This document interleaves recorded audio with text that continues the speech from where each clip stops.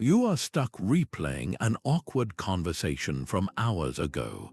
Your mind is caught in a loop, clinging to a worry you cannot change.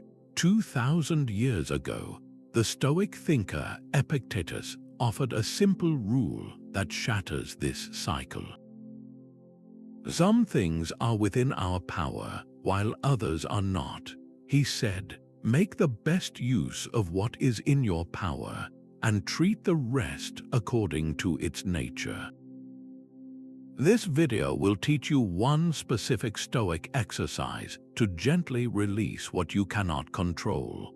We will explore how shifting your perception and practicing thoughtful acceptance can open a deeper sense of inner freedom.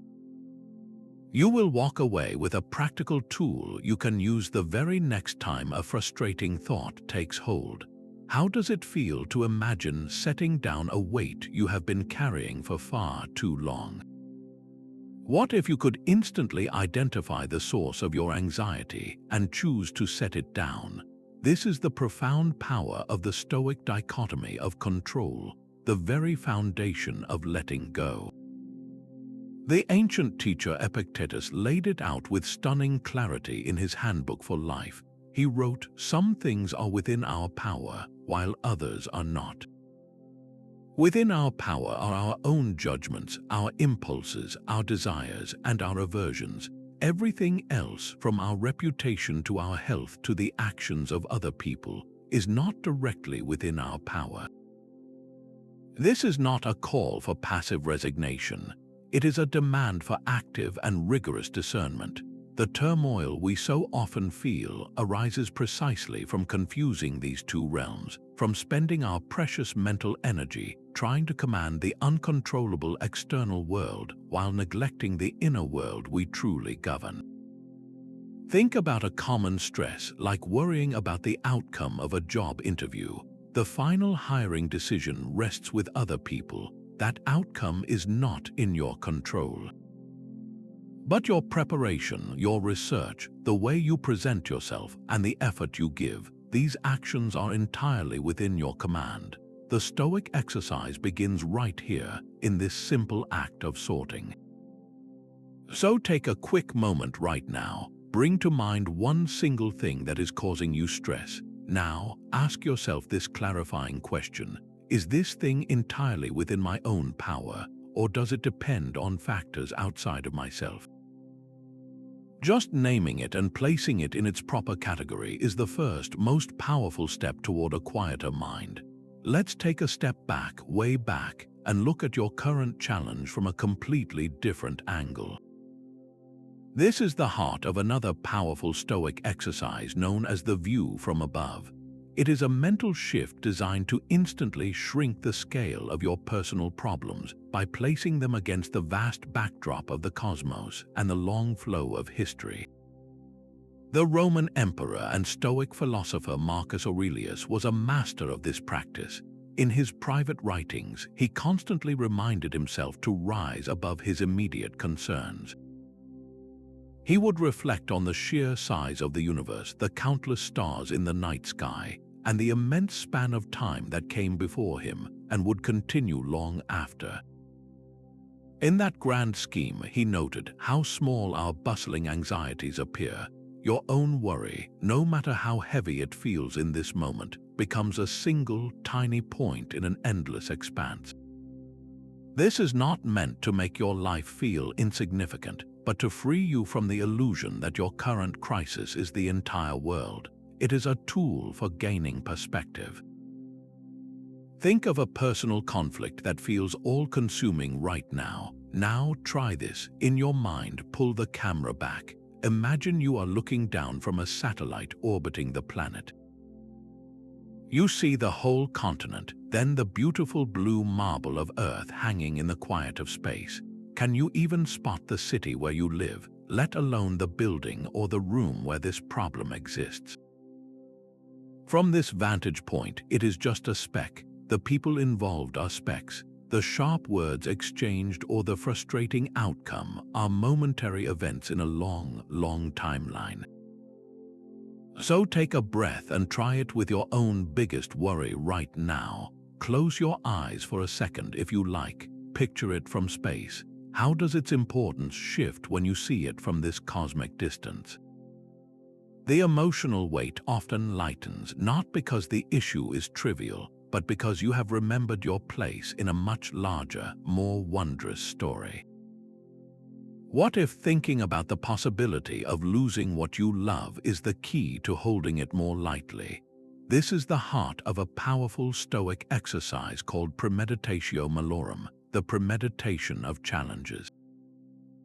It sounds counterintuitive, even a little heavy, but its true purpose is to free you from the fear of loss, not to invite sadness. The Stoic philosopher Seneca championed this practice in his letters. He wrote that we should project our thoughts ahead of us to every possible outcome, and at the same time remember that it is not these future events that are the cause of our disturbance, but our view of them. By consciously considering the potential for change in things we value, from possessions to relationships to plans, we accomplish two profound things. We strip the future of its power to shock us, and we awaken a deep, vibrant gratitude for what we have right now. This is not pessimistic worrying, it is the opposite. It is a deliberate preparation of the mind, a way to build resilience by accepting the natural flow of life, where change and transition are the only constants. Think of a plan you are deeply attached to, like a long-awaited vacation. The common approach is to cling to the perfect image of that trip, hoping nothing goes differently. The Stoic exercise asks you to do something different just for a moment. Briefly and with calm intention, imagine that the flight is cancelled, the weather turns.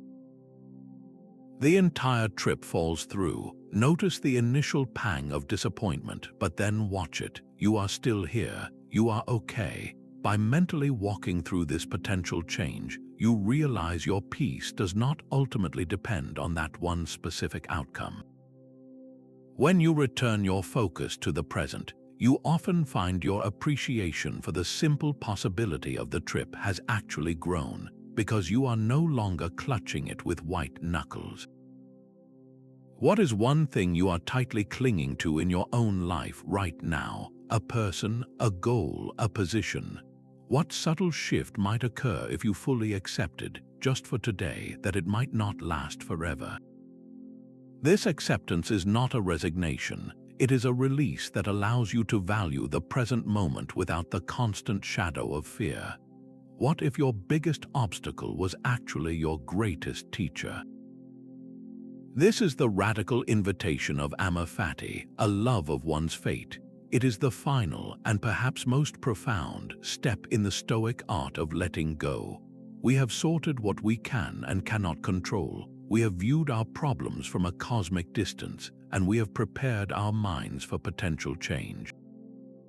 Now we are asked to go a step further, to not merely accept what happens, but to embrace it, to find the hidden value woven into every single event, especially the difficult ones. The Roman Emperor Marcus Aurelius constantly reinforced this idea in his private meditations. He wrote that the impediment to action advances action, and what stands in the way becomes the way. In his view, every obstacle, every setback contains within it the very material we need to grow stronger, to become more patient, or to discover a new path we would have otherwise missed. This is not about pretending that hardship feels good. It is about shifting your perception to see the challenge itself as fuel for your own development. Think of a recent minor frustration, like being stuck in an unexpected traffic jam. The common reaction is to simmer with impatience, to curse the delay, to let it ruin your mood. The practice of Amor Fati asks you to reframe it entirely. This traffic jam is now your fate in this moment. Can you love it? Can you find the opportunity hidden inside it? Perhaps it is a forced pause, a chance to simply sit and breathe, to listen to a full chapter of an audiobook you enjoy, or to practice the patience you have been wanting to cultivate. The event itself has not changed, but your relationship to it has transformed completely. It is no longer an enemy to your peace. It has become the very training ground for it. So take a moment and bring to mind one recent frustration, something that felt like a nuisance or a setback. Now look at it with this new lens. Challenge yourself to find just one potential benefit, one small lesson, or one unexpected opportunity that was contained within that experience. What did it teach you about yourself or about your priorities? This single act of reframing is how you stop fighting your reality and start working with it, turning every single thing that happens into an ally on your path. There is a tiny, powerful gap between something happening and your reaction to it. Let's learn to live in that gap.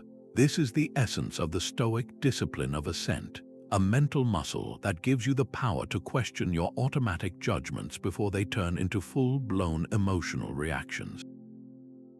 It is the practice of pausing and withholding your agreement from that first, often negative, impression that flashes through your mind.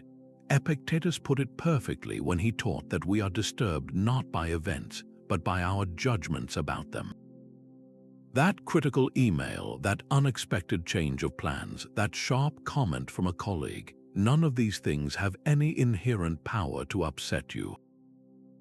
It is only the story you instantly tell yourself about them, the judgment that this is bad or unfair or a personal attack, that creates the turmoil. The discipline of assent is your tool to intercept that story. Imagine you receive some critical feedback on a project you worked hard on. Your initial impression might be a surge of defensiveness, a feeling of being challenged or misunderstood. This is the critical moment. Instead of letting that impression automatically become your reaction, you create a space. You pause, even for just 3 breaths, and you ask 2 simple questions. Is this feedback true in any way, and is it helpful for me to consider? By doing this, you are not the feedback. You are the one evaluating it. You move from being a passenger on an emotional roller coaster to being the calm observer in the control room. This tiny pause prevents an impulsive reply you might regret and allows you to respond with clarity and intention instead.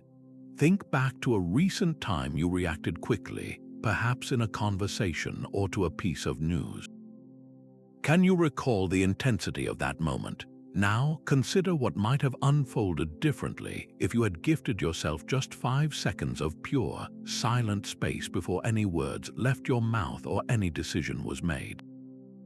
In that brief window, you reclaim your power to choose your response, and you discover that your peace of mind was never truly at the mercy of external events, but always waiting for you right there in the gap. Your thoughts are not commands, they are suggestions. Let us learn to see them that way. This is the heart of a powerful modern technique, deeply connected to those ancient Stoic principles known as cognitive distancing. It is the simple act of mentally noticing your thoughts to create a small but important space between you and them. When a repetitive concern loops in your mind or a wave of unease washes over you, the instinct is to merge with that thought, to accept it completely. Cognitive distancing teaches you to do the opposite, to take a gentle step back and observe the thought itself, as if it were a cloud passing in the sky. This practice directly reflects the Stoic habit of looking at your impressions before you agree with them. Marcus Aurelius often reminded himself to look past the story he was telling himself about an event, to see the situation plainly, without the added layer of difficulty or personal slight. He was, in essence, recognizing the story as just a story, not an absolute truth. You can do this with a remarkably simple mental shift. The next time a thought arises like, "I am going to have a hard time with this presentation," you change the phrasing in your mind. Instead of saying, "I will have a hard time," you say, "I am having the thought that I will have a hard time." This small change in words makes all the difference. The first statement feels like a fixed reality, something you must accept. The second is an observation, a noticing of a mental event that you can choose to engage with or simply let drift by. It transforms the thought from something that dictates your feelings into a piece of information you can calmly consider. So take this as a quiet experiment for the next few hours. The very next time a concerning thought enters your awareness, just silently label it. Call it a concern thought, or an uneasy thought, or a planning thought. Do not struggle with it, just name it gently and see what happens. Does its pressing, demanding quality ease just a little when you recognize it for what it is, a temporary presence in your mind, and not the one in charge of you? What if seeking a little discomfort today makes it easier to handle big discomfort tomorrow? This is the surprising logic behind the Stoic art of voluntary discomfort, a practice designed to strengthen your ability to let go. It is not about punishing yourself or seeking difficulty for its own sake. It is a form of training, much like an athlete lifting weights to prepare for a game. By willingly experiencing minor challenges, you prove to your own mind that you are resilient, that your peace does not shatter when a comfort is temporarily removed. The Stoic philosopher Seneca was a powerful advocate for this practice. Despite his immense wealth, he would periodically live as if he were a person of modest means. He would sleep on a hard bed, wear simpler clothing, and eat plain food. He did this not because he had to, but to remind himself that his happiness was not imprisoned by his possessions. He wrote that we should prove to ourselves that fortune does not have us in her power, but that we can live without her gifts. The goal is to drain the fear from potential future changes by showing yourself, in a small and controlled way, that you can handle them. Think about your own relationship with comfort. How much of your daily mental energy is spent arranging your environment to avoid minor inconveniences, from the temperature of a room to the specific food you eat for lunch? Now consider a few simple starters. You could choose to take a slightly colder shower for the final minute. You could walk to the store instead of driving for a small errand. You could skip one meal and simply notice the sensations of hunger without panic. In each of these tiny acts, you are not just enduring a challenge, you are actively conversing with your own dependency. You are demonstrating that you are more than your preferences, so here is a challenge for the next 24 hours. Choose one small comfort, just one, that you will voluntarily go without. It could be that second cup of coffee, the constant background noise of a podcast, or the most comfortable chair in your home. As you do this, pay close attention to what happens inside you. Observe the initial impulse to avoid the change, and then watch as you move through it. What do you discover about your own strength when you willingly loosen your grip, even for a moment? Remembering that you will one day transition from this life is not a morbid thought. It is a tool for living with urgency and clarity. The Stoics called this practice Memento Mori, a Latin phrase meaning remember you must die. Far from being a dark fixation, this was their most powerful exercise for cutting through the noise of daily life. It is a conscious meditation on the impermanent nature of our existence, designed to strip away vanity, procrastination, and the small worries that so easily consume our attention.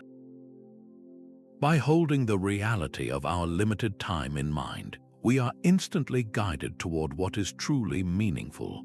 Marcus Aurelius captured this balanced approach perfectly in his Meditations. He wrote that you could leave life right now. Let that determine what you do and say and think. He was not suggesting we live in a state of panic, but with a profound sense of purpose. He also advised living as if you were to live for 1,000 years, highlighting the need for both immediate intention and long-term wisdom. The point is to use the awareness of an ending to fully appreciate the middle of your story.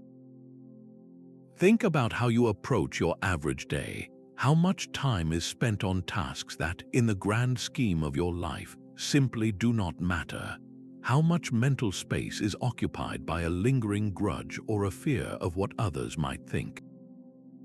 Now try this simple reflection each morning. Ask yourself, what would I do differently today if I knew it was my last? The answers that surface are rarely about checking more items off a to-do list.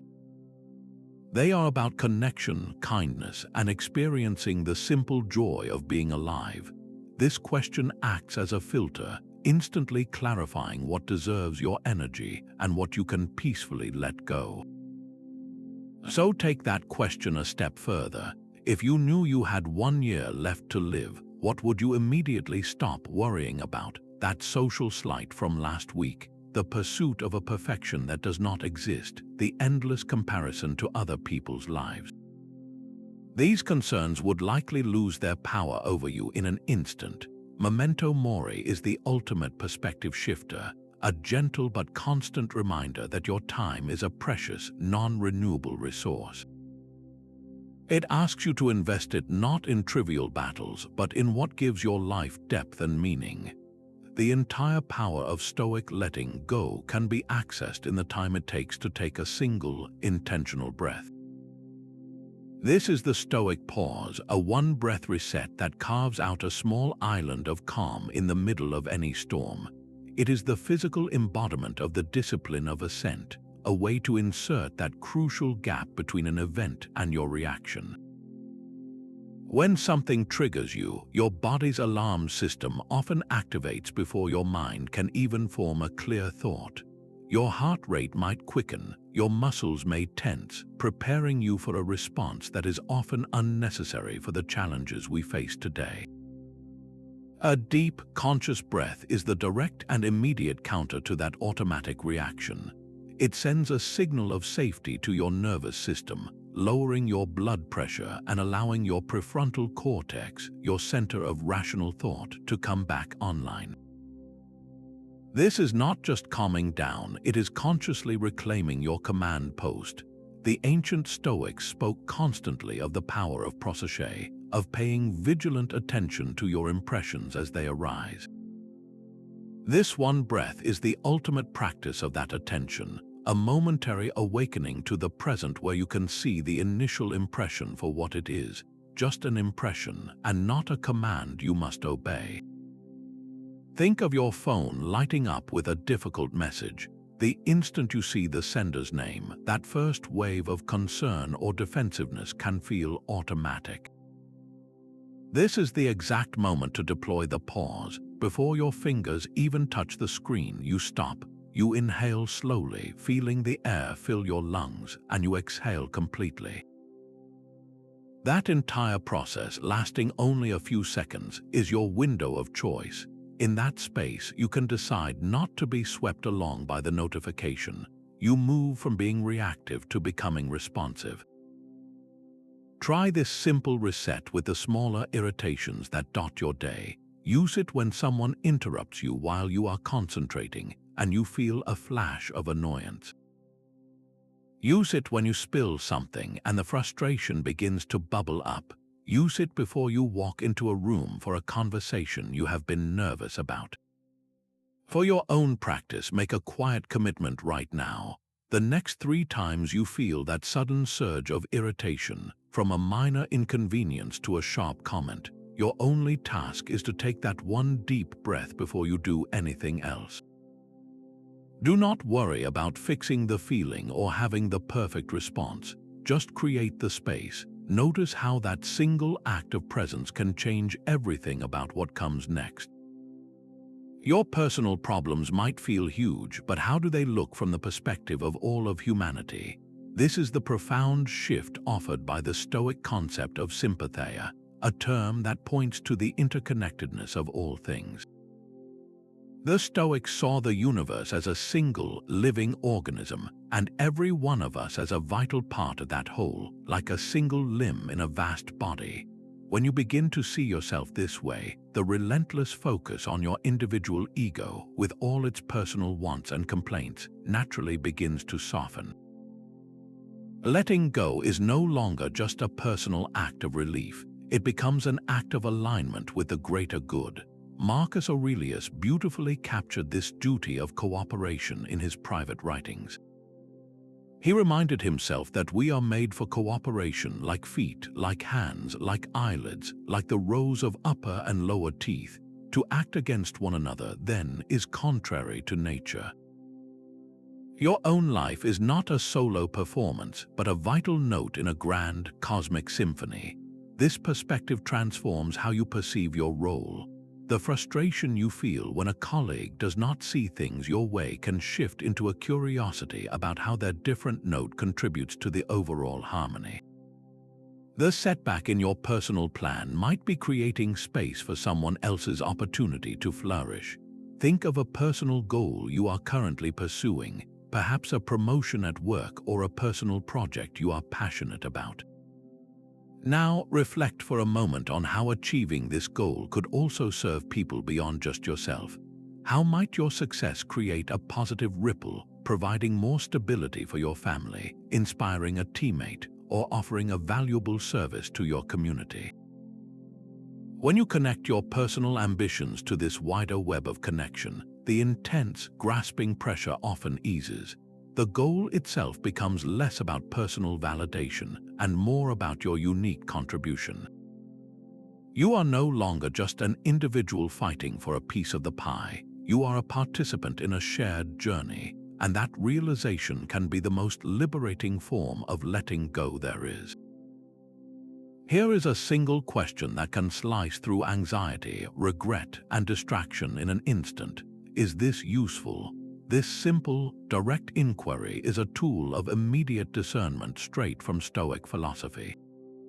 It cuts to the heart of the matter, creating a pause between a thought and your engagement with it. The Stoics were relentlessly practical, concerned with living a life of virtue and effective action. They believed every thought, every impulse should be measured against a single standard. Does this help me live wisely and well? If the answer is no, then it is a candidate for release. This is not about suppressing thoughts, but about consciously choosing which ones deserve your precious attention and energy. When you find yourself replaying an old conversation for the 10th time, you can stop and ask, is this useful? The replaying itself is not. It only deepens the mental groove of frustration. But the moment you shift to asking what you can learn from that experience for future interactions, your thinking becomes useful. It transforms rumination into reflection. The same filter applies to future concerns. Anxious thoughts about a presentation next week are just mental noise. They are not useful, but the act of preparing for it, of practicing your opening lines, is profoundly useful. You are taking the same mental energy and redirecting it from a passive worry to an active, constructive step. So the next time a recurring thought enters your mind, a concern about the past or a future possibility, do not fight it. Simply meet it with this quiet, firm question. Is dwelling on this useful for my life right now? Listen for the honest answer. You already know what it will be. And in that moment of recognition, you will find the power to gently set that thought down and turn your focus towards something that truly serves you. We often experience more distress in our thoughts than in the actual circumstances. Let's learn to see the difference. The narratives we create about an event are almost always the real source of our unease, not the event itself. This is why the Stoics practiced a simple but powerful exercise they called objective representation, the act of seeing things as they truly are, free from the emotional and judgmental language we instinctively add. It is a deliberate reality check for your own mind. The Roman Emperor Marcus Aurelius was a master of this. In his private meditations, he constantly reminded himself to look past the surface, to see the heart of any situation. He wrote that we must look beyond the vase's decorations, beyond the fine food's presentation, to perceive its simple, essential nature. He was training himself to see past the story and face the plain facts. Think of how you might describe a difficult work situation to a friend. You might say, my boss criticized me in front of everyone, and now he probably dislikes me. Notice the layers added to the core event. There is the public setting, the interpretation of his tone as strong criticism, and the leap to a conclusion about his personal feelings. The objective representation of that same event would sound completely different. It would be, my boss said the report needs more data. That is it. That is the bare, neutral fact. The first version is a drama that sparks anxiety and frustration. The second is a simple piece of information you can choose to act upon or not. The emotional weight fades when you remove the story you constructed. So here is your practical exercise. Bring to mind one current concern. Now, take out a piece of paper or open a note on your phone. Your task is to write down only the objective, observable facts of the situation. What was actually said without any tone assigned to it? What actually happened without any motive assumed? What is verifiably true without any prediction about the future? If you are concerned about a medical checkup, the fact is not, I might get difficult news. The fact is, I have an appointment for a routine scan on Thursday. One statement is a worrying story about an unknown future. The other is a simple calendar event. This practice does not solve your problems, but it clears away the unnecessary mental noise surrounding them, revealing the clear path of action or inaction that lies ahead.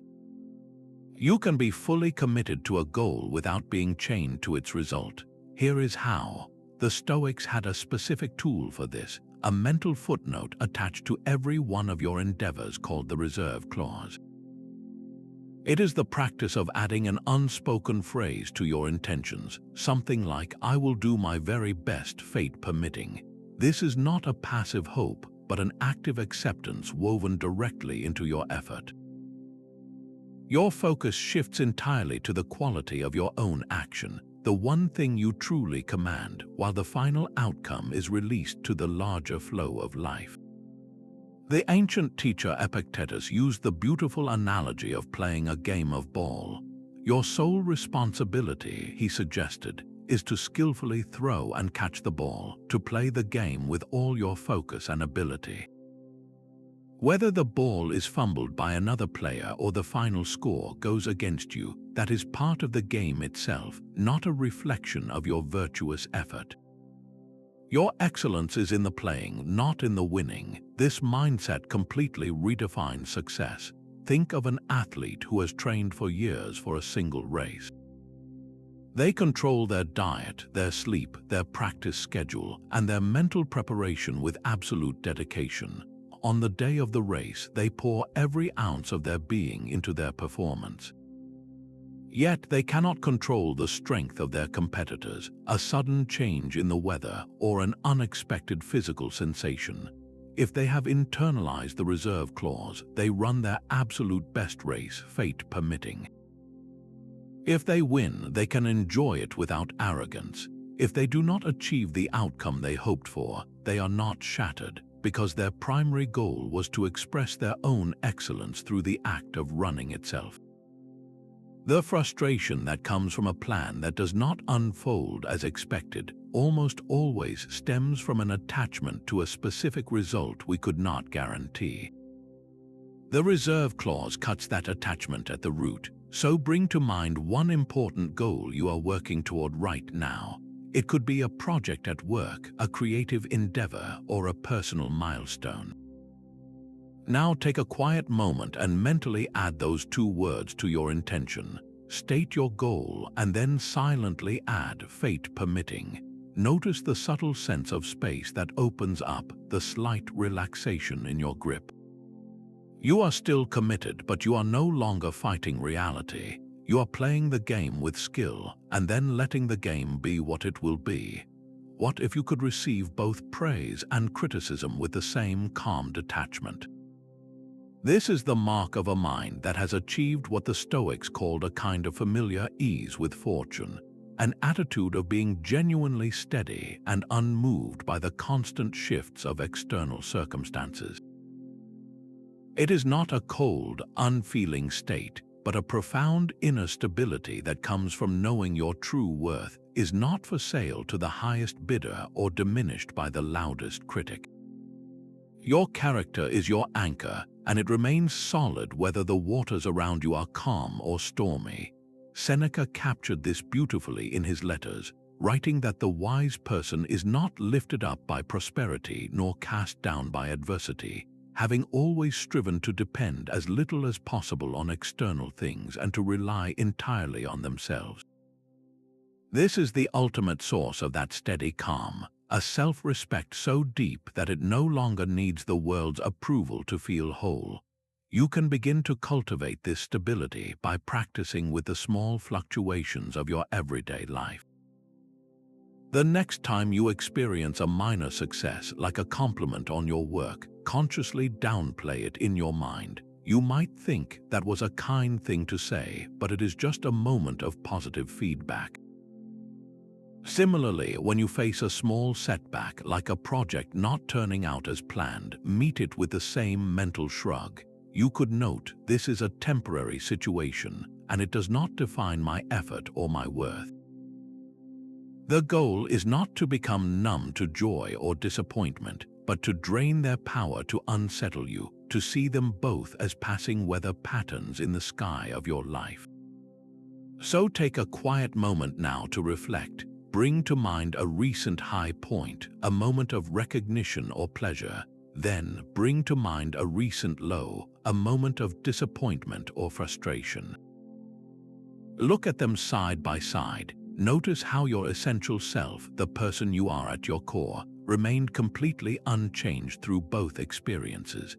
That unwavering core is your true home, and it is always available, no matter what fortune brings your way.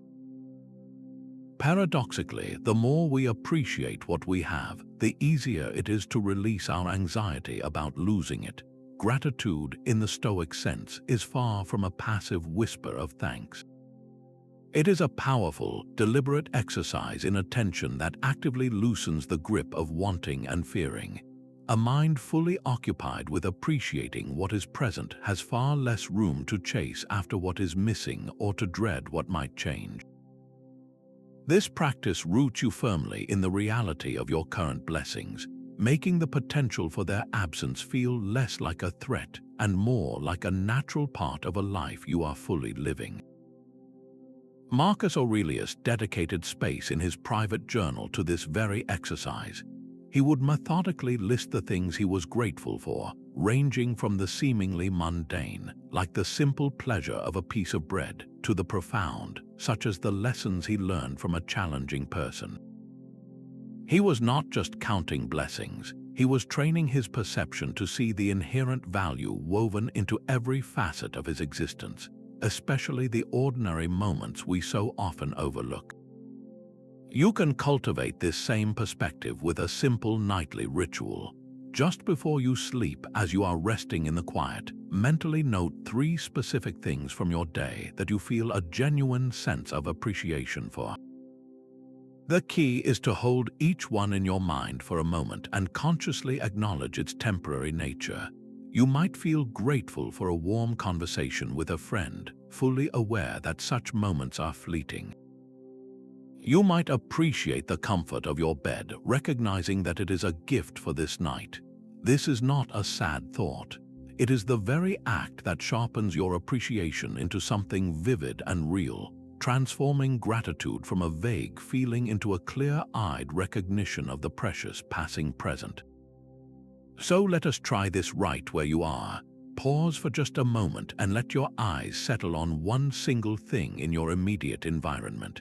It could be the device you are listening on, the light coming through a window, or the simple fact that you have a few quiet minutes to yourself. Find one thing you can feel genuinely grateful for in this very second. Notice how, for that brief instant, your focus is not on what you lack or what you fear, but on what is already here. Let's bring your biggest fear out of the shadows and into the light where it often loses its power.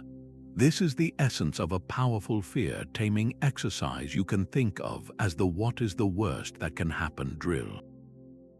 It is a structured and logical way to confront the anxieties that haunt you by systematically walking through the exact scenario you dread, step by step, until you reach its actual conclusion.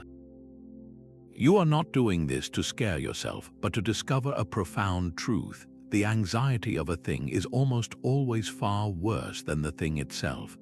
This practice is a direct and active form of the premeditation of challenges we explored earlier. By consciously accepting the possibility of a difficult outcome and even planning for it, you drain the emotional charge from the unknown. You are preparing your mind so thoroughly that fortune, as Seneca noted, loses its weapons against you. He would explore the idea of poverty, asking what it truly meant to have less. He would contemplate exile, considering the entire world as his home. He even reflected on the natural close of life, seeing it as a gentle transition. In each case, his writing reveals that the actual experience of these events is far more manageable than the consuming dread we attach to them in our imaginations. Take a common fear like the terror of failing at public speaking. Your mind might scream a single terrifying word, humiliation. Now apply the drill.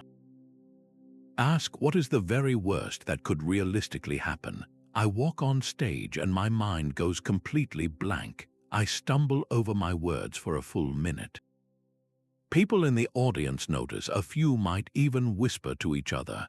I feel my face get hot with embarrassment. I finish my talk poorly and sit down. And then what? The room does not collapse. The world continues to turn. You go home that evening. You wake up the next morning. Life, in all its complexity and routine, goes on. The moment of acute discomfort passes, and you are still here, intact. The catastrophic story your fear was telling you unravels when exposed to the calm light of reason. So bring to mind one specific fear you are holding onto right now, perhaps related to your work, a relationship, or a personal goal. Now, in the quiet space of your own thoughts, walk yourself through it with this same gentle, relentless logic. What is the first difficult thing that would happen, and then what, and after that? Follow the chain all the way to its end, and you will likely find yourself standing not at a cliff's edge, but on solid ground, realizing you have the strength to handle even that most challenging scenario, and in that realization you find your freedom. The past is a closed book. Stoicism teaches us to leave it on the shelf and focus on the page we are writing now. Every moment spent dwelling on a choice you made last month or a word someone said last year is a moment taken from the life happening right in front of you. The Stoic philosophers viewed the past with a radical sense of indifference, not because it does not matter, but because it exists entirely outside the realm of your power. You cannot rewrite a single line of that closed book. Regret and lingering frustration, then, are not inevitable reactions. They are subtle choices to remain psychologically tied to a moment that has already dissolved into memory. The Stoic alternative is to shift all of your attention and energy to the one thing you can actually influence, your own character and your own actions in this very present moment. Marcus Aurelius offered a beautifully clear reminder of this in his private writings. He said, "The past is gone, the future is uncertain. There is only the present, and that is all we can lose." When you truly absorb this, you see that clinging to the past is a form of losing the present, the only time you are actually alive. Consider the weight of holding a grudge. When you resent someone for a past action, you are allowing a person from your history to influence your present emotional state. You have handed them a remote control to your inner peace, and they may not even be aware of it. The event is long over, but you keep it alive by retelling the story to yourself. The Stoic approach is not necessarily to forget, but to consciously forgive, which really means to release the emotional weight you are carrying. This allows you to redirect your focus to your own current actions, to how you can act with integrity and kindness right now, regardless of what happened before. So take a quiet breath and bring to mind one single thing from your own past that you are still holding on to. It might be a mistake you made, an opportunity you feel you missed, or a difficult experience. Acknowledge its presence in your memory and then, with gentle intention, make a choice. Decide that today you will symbolically turn the page. You are not erasing the past, you are simply choosing to stop letting it write your present. How much lighter might you feel if you accepted that chapter as complete and gave your full attention to the one you are composing today? The future is a fantasy that causes real anxiety. Let's reclaim the present moment. Your mind is likely spinning with what-ifs right now, projecting itself into a tomorrow that does not yet exist and may never come to pass. This mental time travel is the engine of so much of our daily unease. Stoicism offers a crucial distinction here, one that separates wise preparation from the draining act of worry. Planning is a practical and useful action you take in the present. Worrying is a passive and often useless state of mind that sacrifices your current peace for a phantom. The Roman philosopher Seneca put his finger on the very heart of this struggle. He observed that we experience distress more often in imagination than in reality. We are troubled not by the events of the future, but by the vivid and frightening stories we create about them today. This is a failure to apply the fundamental dichotomy of control. The future itself, in all its details and outcomes, is not within your power. It is an impression, a sketch, but your choice to either engage with that impression or to return your focus to the present task that is entirely within your command. Every time you catch your mind leaping forward into a worrisome scenario, you have a simple and profound practice available. Gently but firmly guide your attention back to what is happening right now, and more importantly, to what you can actually do right now. If you are anxious about a meeting tomorrow, the worrying itself changes nothing, but the act of reviewing your notes today is a useful and controlled step. If you are concerned about a future conversation, rehearsing the potential conflict in your head only drains you. Instead, you can choose to focus on the simple sensation of your breath or the specific task you are doing with your hands in this moment. This is not avoidance, it is the ultimate act of taking control where you truly have it. So for the next day, make this your quiet experiment. The very next time you notice your mind has wandered off into a future worry, do not judge it. Simply notice the jump and then, like guiding a puppy back to its mat, bring your awareness back to one single, present sensation. It could be the feeling of your feet on the floor, the sound of a bird outside, or the next small action you can take.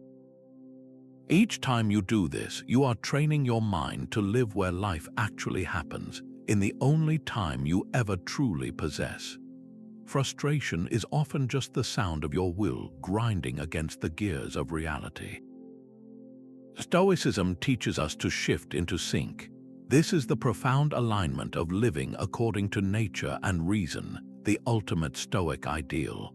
The goal is not to merely tolerate what happens, but to genuinely want events to unfold exactly as they do, trusting in a rational universe even when its logic escapes our limited view. The Stoic sage strives to see the universe's grand plan as inherently good, a seamless web of cause and effect where every event, even the most challenging, has its necessary place. Marcus Aurelius offered a simple yet powerful reminder for this very practice. He wrote, "Accept whatever comes to you woven in the pattern of your destiny, for what could more aptly fit your needs." This is the core of letting go, a conscious cooperation with the unfolding flow of existence. Think of a powerful river. When you try to swim directly against the current, you exhaust yourself, fighting an immense force you cannot possibly overcome.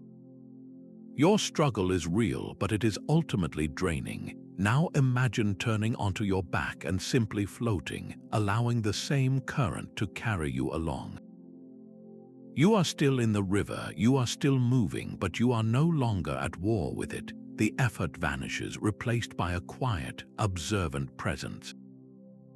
This is the difference between resisting life and flowing with it. Apply this to an unexpected change in your own life, perhaps a sudden shift in your career path or an abrupt alteration to a long-held plan.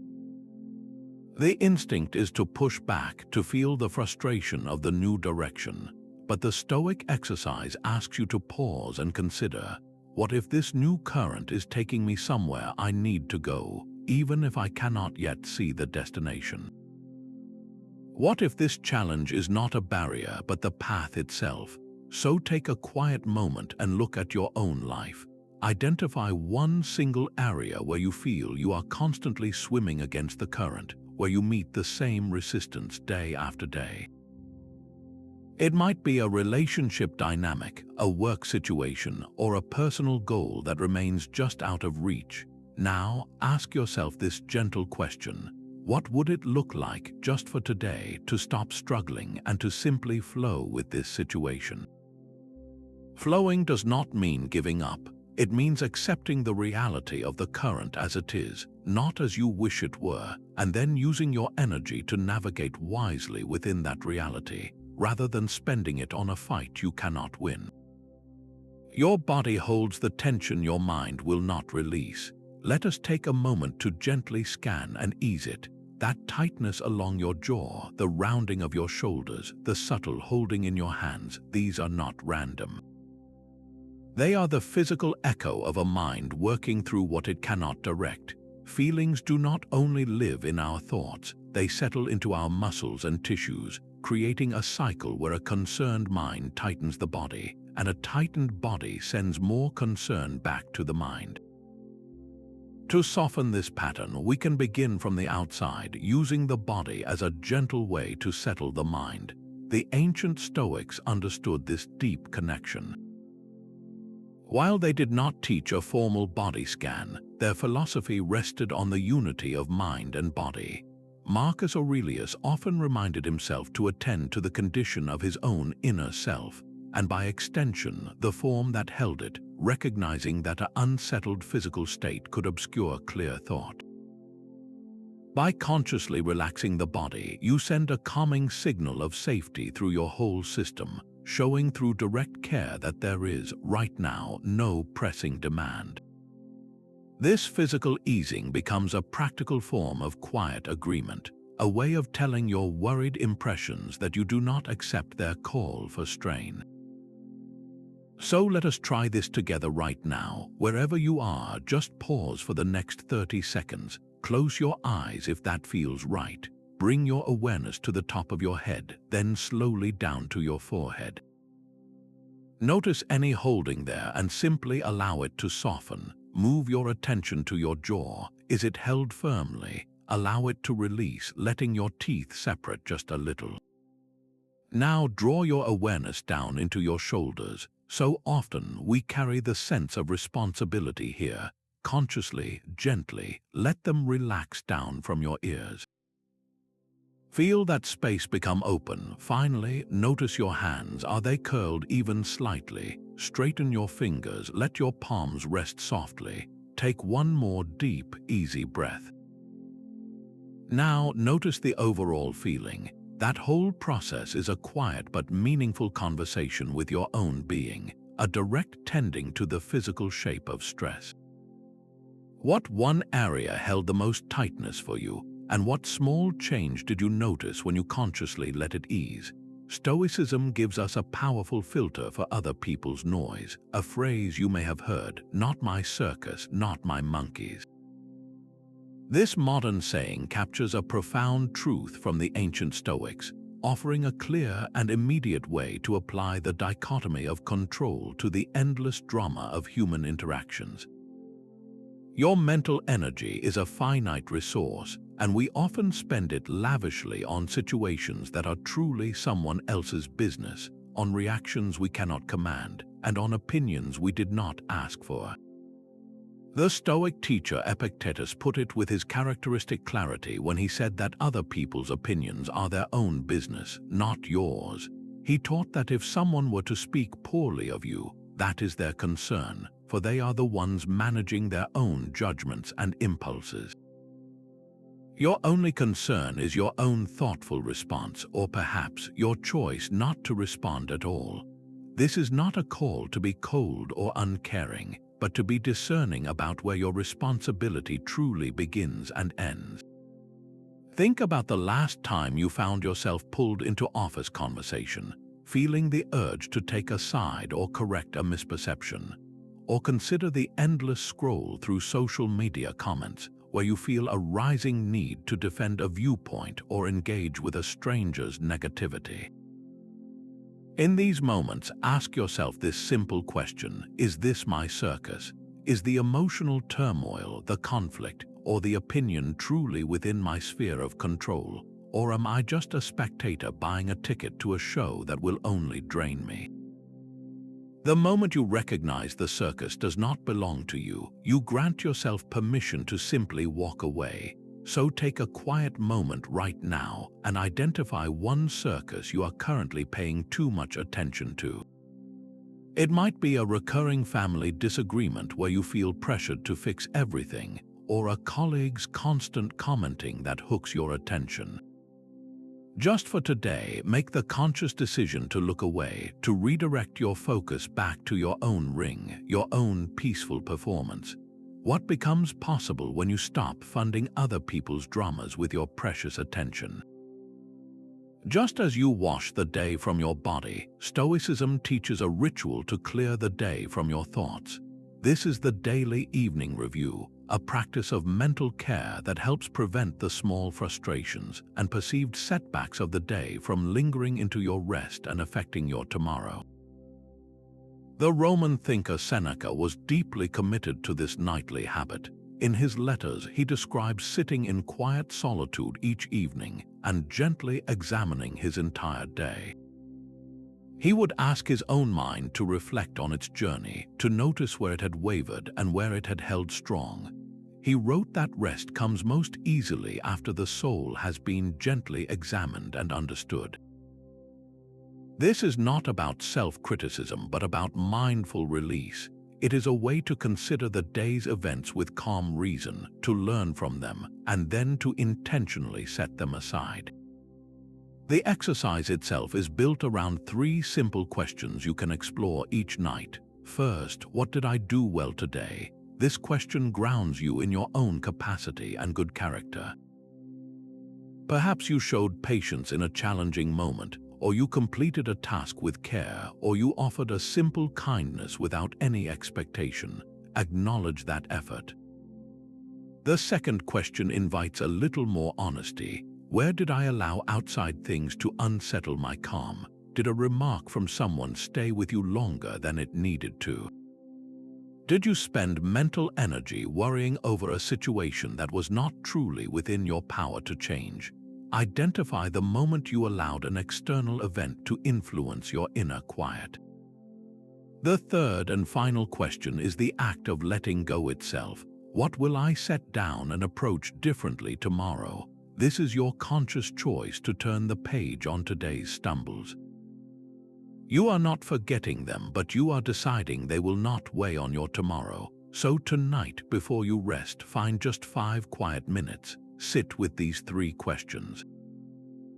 What did I do well? Where did my calm waver? What am I now ready to release? As you reflect, you are not just looking back on a day, you are clearing your mind, making room for a more restful night and a more peaceful morning. Stoics do not seek to become emotionless robots. They strive for liberation from the tyranny of destructive emotions. This misunderstood goal is called Apatheia, a state of clear-minded freedom where you are no longer a passenger swept along by every passing storm of feeling. It is the difference between experiencing unnatural sadness and being utterly consumed by a grief that paralyzes you. Apatheia is not the absence of feeling, but the presence of a profound inner quiet from which your most virtuous and thoughtful actions can naturally arise. The Stoic sage Seneca described the ideal life as one of consistent and steady good flow, where the soul moves smoothly through the world, undisturbed by violent and irrational passions. Think of the last time a surge of anger made you say something you later regretted, or a wave of anxiety caused you to avoid an opportunity you truly wanted. In those moments, the emotion was not just a feeling, it was the pilot, and you were along for a turbulent ride. Apatheia is the practice of gently reclaiming the controls. It allows you to feel a reasoned sadness at a personal loss without letting that sadness define your entire existence. You acknowledge the feeling, you understand its cause, but you do not permit it to extinguish your capacity for joy, for connection, for moving forward. This is the calm clarity the Stoics valued above all else, the undisturbed mind that sees reality as it is, not as it feels in a moment of high passion. So take a quiet moment now to reflect. When was the last time a powerful emotion truly dictated your actions? What might a more measured, more thoughtful response have looked like from that place of inner quiet? In that space between the feeling and your choice, you will find the first glimpse of true apatheia, the freedom to feel without being ruled by what you feel. The ancient Stoics had a perfect model for letting go of outcomes while giving your all, the Archer. This powerful image, passed down through philosophers like Chrysippus and later shared by Cicero, captures the entire Stoic approach to effort in a single, elegant picture. The archer's entire focus is on drawing the bow with skill, aiming with care, and releasing the arrow with perfect form. Every part of that process is within his control. He can practice for countless hours, strengthen his body, and learn to read the distance to the target, but once the arrow leaves the bowstring, his power ends. A sudden gust of wind, a movement of the target, or an unexpected distraction can send the arrow veering off course. The Stoic archer's virtue lies entirely in the quality of his shot, not in the final hit. He has done his part with excellence, and he must now accept the outcome with the same calm resolve, whatever it may be. This is the reserve clause and the dichotomy of control brought to life. Your intention is fused with a quiet acceptance of the larger forces at play. Think of a job seeker who has spent weeks preparing. They research the company thoroughly, practice their answers, and present themselves with confidence and authenticity. This is their aim. They have controlled every aspect of their performance. The final hiring decision, however, rests with the interviewers. It depends on the needs of the company, the strength of other candidates, and factors the job seeker cannot possibly know. That result is the wind. To dwell too much on a disappointing outcome is to focus on the gust that deflected the arrow, rather than honoring the skill and dedication of the shot itself. So bring to mind your own current target, a goal you are deeply invested in. Now ask yourself this clarifying question. Are you spending more energy perfecting your aim, or are you anxiously staring at the target, worrying about whether you will hit the bullseye? The shift in focus is everything. When you pour your energy into the quality of your own action, the release of the outcome becomes not a loss, but a natural and peaceful conclusion to a task well done. Letting go is not a separate skill. It is the practical application of the four core Stoic virtues working in concert. Wisdom, courage, justice, and temperance are not isolated qualities you collect one by one. The ancient Stoics taught they are a unified whole, a single, seamless character, and the act of releasing what you cannot control is where all four converge in a single, graceful motion. To truly let go, you must first call upon wisdom. This is the clear sight to accurately discern what is within your power and what belongs to the external world. It is the understanding that trying to command another person's opinion is as futile as commanding the weather. Next, you need courage. Letting go means stepping into an unknown outcome, accepting that the future may not match your preferred script. It takes immense bravery to face that potential change without clinging to the illusion of security. Then comes justice. This virtue asks you to consider your place in the wider human community. Is it fair, is it just, to demand that reality conforms to your personal wishes, thereby imposing your will on a world shared by billions of others? True justice involves releasing that selfish demand. And finally, there is temperance, the very heart of moderation. This is the virtue that moderates your attachment, that loosens the tight grip on a specific desire, allowing you to hold things lightly. You can see all four virtues alive in a simple, modern scenario. Imagine you have been looking forward to a concert for months, and at the last moment, your friend cancels, leaving you with an extra ticket you cannot use. The common reaction is frustration and disappointment, but the Stoic exercise invites a different response, one powered by all four virtues. Wisdom recognizes that your friend's emergency and the ticket's value are now outside your control. Courage allows you to face the changed evening and the financial loss without being overwhelmed by annoyance. Justice considers your friend's situation with fairness, freeing them from your resentment. And temperance moderates your attachment to the perfect plan you had envisioned, allowing you to release it and find a new way to enjoy your night. So think back to a recent time when you consciously let something go. It might have been a minor frustration or a larger disappointment. Now look closely at that single act. Can you identify the quiet presence of wisdom, courage, justice, and temperance within your choice? Recognizing this unity transforms letting go from a simple act of surrender into a profound exercise in building an unshakable character. The peace you feel when you finally set down a heavy bag you did not realize you were carrying, that is the essence of Stoic letting go. This entire journey has been about one central theme, the profound freedom found not in controlling the world, but in mastering your relationship to it.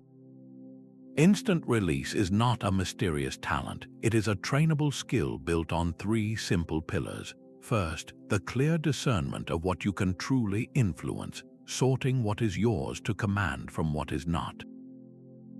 Second, the expansive perspective of the view from above, shrinking personal worries to their true size against the cosmic backdrop.